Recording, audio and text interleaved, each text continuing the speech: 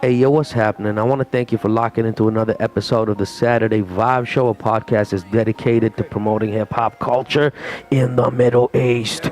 Today, we're going to switch up from the usual and just touch on an important matter that involves the way that we feel about the current state of hip hop and some of the changes that have taken place, which have affected us as a culture, either in a positive or negative way.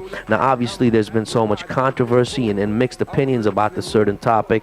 We're just going to vent and change the subject a little bit, you know what I'm saying? Check the pulse a little and see what it is. Yes, sir. Shout out Abdullah Trill playing in the back, man. Good music, good Arabic hip hop. I'm soaked into it these days, and we yet to cover a lot of dope artists. Shout out to all the artists in the GCC in the Middle East. Shout out to the fans and the viewers. Shout out to the followers of the artists. Respect to each and every one of y'all. Shout out to the Middle East. That's what it is. Yup. Respect GCC. We holding it down straight out of Bahrain. Y'all, you know that hip hop has always been about what's if you into hip hop and you're locked in and you've been and you know what hip hop is, then you obviously know that hip hop is always been about what's hottest, what's the freshest, what's the next new big thing, what's the dopest thing, you know.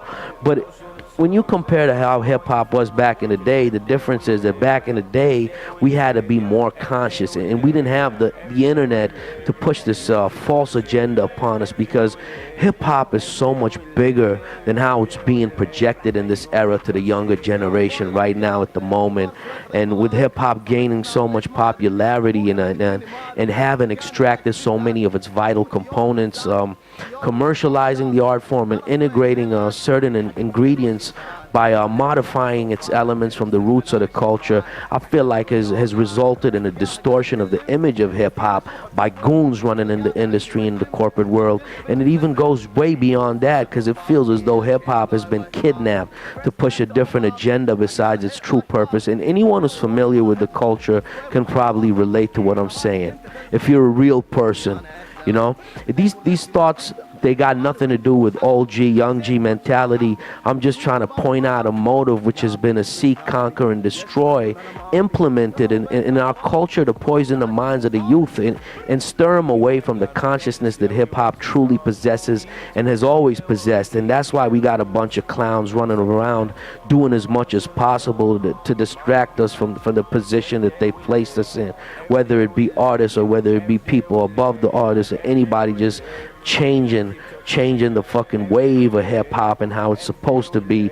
And they utilize this generic version of hip-hop as a platform to express generic messages while generating revenues from this platform that's been open for anybody to step into. And I'm not trying to knock nobody off their hustle or question the development of the art form. I'm talking about certain folks who have disrespected the integrity of hip-hop and the culture and its solid principles, and they've been able to get away with it because we let them get away with it. We, people like us, people like you and me, the consumers, are the ones who allowed ourselves to become manipulated and become conditioned by listening to everything that the radio's playing and billboards and what's on television. And by the way, when you break down the word television, it actually is tele-live vision.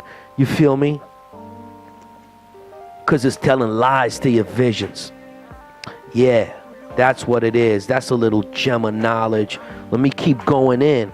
You see, being creative is one thing, but being ignorant is another. And I feel the problem is we got a handful of ignorant artists stealing the attention of the kids out there by manipulating them and distorting the image of what this culture is truly about. And it bothers me. It bothers me so much. It bothers me because I see it everywhere, and I'm even seeing it here in the Middle East, and that's what concerns me the most. And being a person who just speaks the truth, I got to address it, because I'm starting to feel a lot of so-called established figures in the region.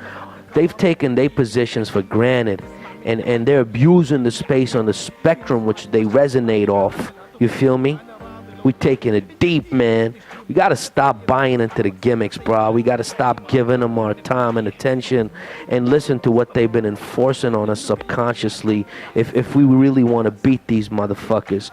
I remember I was watching an old interview with Tupac, rest in peace, and Pac said, before you buy or purchase an artist's album, make sure you're listening to what they saying in the record and what the message is. Not in Tupac's exact words, but you get the gist of it, you feel me? I feel the affiliation of certain sponsors and corporations that are behind funding some of the artists' videos and raising marketing campaigns that are paying to air on radio and paying for the commercialism of hip-hop and just for the sake of selling products. And it's gone way too damn far, man. That opinionated, real, genuine hip-hop, we starting to get hurt because we see a bunch of sales and marketing managers in they suits who got no fucking clue of what hip-hop is about, but they banking on this culture and they milking us, man, and it's a disturbing thought. And guess what?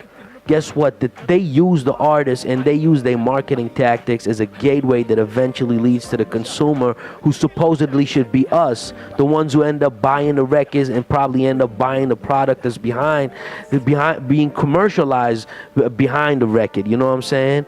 So that's the whole message right there. You get it? Yeah. They use the artist, man. They use the artist as a middleman.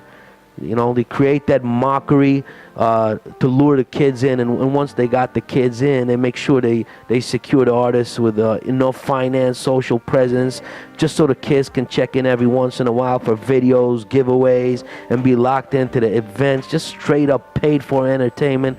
Then at a certain point of constant mainstreaming, the most crucial part comes in, and this is something a lot of people may not be, regular people may not be aware of, but deep divers know what I'm talking about, is a conversion takes place.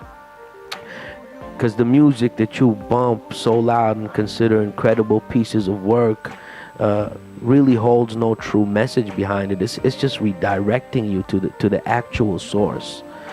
You know what I'm saying? Because whether you're in it or not, just by listening to the music, the referencing has been channeled and programmed into your subconscious mind. And that's a perfect example of what I mean when I say conversion. You know, converting one sale into another. That's basically what it is. Basic strategies of mind controlling methods and how big brands like to operate on a psychological level. You know what I'm saying? And now it's falling into hip-hop. It's falling into hip-hop Arab artists in the scene who are starting to sell out, which is very sad. We don't want to see that. You know what I'm saying? They've been given these platforms and these crazy support and crazy financing, but the message they be pushing out is just so commercial and wacko. Like, if you love the art, then you ain't gotta bow down or allow nobody to reverse the genetics of your creations. If you're a true creator and an artist and believe that you do it for the love of it and you do it from a pure place, then you ain't gotta take away from the juices, because that's like selling out, man. Like, you better off being independent, and the chances of maybe not being as popular or making as much money, and the failure is something that you don't see that exists because you believe in your own vision, then my guess would be, man, you're on the right track. You know what I'm saying? Because with that same eagerness and drive, you can probably work for yourself and build a brand of your own and a fan base that belongs to you, instead of commercializing and sounding wacko and looking wacko and embarrassing the people like us who take this hip-hop shit fucking serious. But be free from the shackles, man. Free yourself from the contracts and the creative control. Man, being independent gives you access to the limitations of creativity that label executives, they often are overlooking the whole creative process, and then you got to go through like a number of approvals before you even get to publishing. So do it on your own, work for yourself. And the reason I wanted to speak about independent for a minute, because I want all the young aspiring artists out there in the GCC to know that there is hope, and you can make so much from so little if you work from a genuine space, because they be idolizing these fake ass motherfuckers that have been put there, paid for to be in the scene, to be out there, to have the highlight and the spotlight on them. Don't look up to them, man. Look up to yourself. Believe in your own vision. Believe in what you do. Believe in your message. You know what I'm saying? You ain't got to be all over the place and have all the spotlight on you and be so freaking commercial and popular just to gain a fan base. You could do it through good music and consistency, and if you tap into what the people want to listen to and tap into those loyal fans, most importantly. Anyways, I'm not going to drag on any longer. I'm going to leave you with this record from Lyrical. It was fun chopping it up with you and having a little piece of conscious conversation. If you want to see more shit like this, let's get to it, man. I would like to have a conversation. But stay locked in, be tuned, be ready for the next episode. We're going to talk more about artists in the hip-hop scene. Shout out Lyrical, shout out Trill, shout out Vortex, shout out Family in the DXB, The Recipe, Mo Flow, AY, the producer, Big Has, shout out Mars, shout out Majid, shout out everybody, man. Shout out my man's Brian Wade. Shout out my brother Black. Shout out friends and family who've been watching and locked in. Catch you next time. Let's get it. I'm out.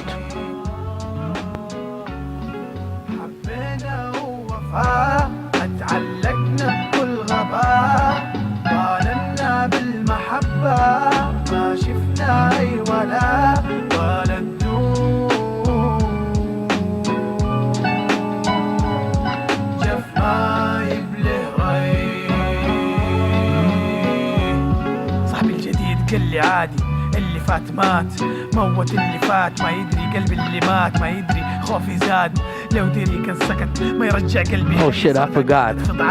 Show love and support at Saturday Podcast on the gram, motherfucker. Let's keep the culture alive. And if you want to hear more of this shit and expand on these topics, hit a comment, hit a like, subscribe and share. Let's get it. الفرح قوافل الحب ما تصير لو المعشوق كلب نبح ضعيف من طرفك الحق ظلمك صعب بلومة مالك لأنه أول مرة صدمك خليك قوي وش تبي بالناس لحالك أفضل وتجنب وجع الراس أسأل مجرب ذاق الكاس ولا فاد الطيبة والغلط مو اختيار الأغلب بنفس الطينة